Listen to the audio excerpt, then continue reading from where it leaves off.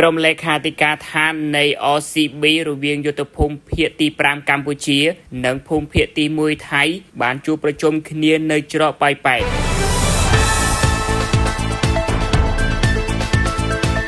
ក្រុមលេខាធិការឋានគណៈកម្មាធិការព្រំដែនយុទ្ធភូមិភាគកម្ពុជាថៃ OBC យុទ្ធភូមិភាគទី5ភាគីកម្ពុជានិងកងទ័ពភូមិភាគ1ភាគីថៃបានចាប់ផ្ដើមកិច្ចប្រជុំរបស់ខ្លួននៅម៉ោង 2 រសៀលថ្ងៃទី 27 ខែមករានេះនៅច្រកព្រំដែនអន្តរជាតិប៉ោយប៉ែតខេត្តបន្ទាយមានជ័យ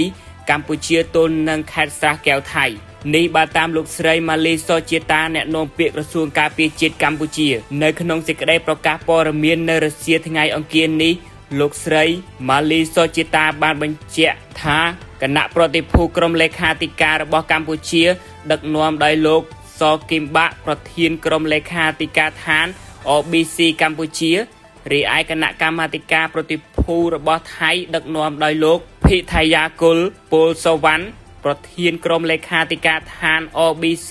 ថៃក្នុងកិច្ចប្រជុំនេះភាគីទាំងពីរបានពិភាក្សាលើខ្លឹមសារព្រមទាំងផ្លាស់ប្ដូរឯកសារគ្នាទៅវិញទៅមកដើម្បីត្រៀមរៀបចំកិច្ចប្រជុំពិសេសនៃគណៈកម្មាធិការព្រំដែនថ្នាក់យុទ្ធភូមិភាគកម្ពុជាថៃ OBC ដែលនឹងប្រព្រឹត្តទៅនៅថ្ងៃទី 29 ខែមករាឆ្នាំ 2026 ខាងមុខអ្នកនាំពាក្យក្រសួងការពារជាតិកម្ពុជាបន្ថែមដូចនេះ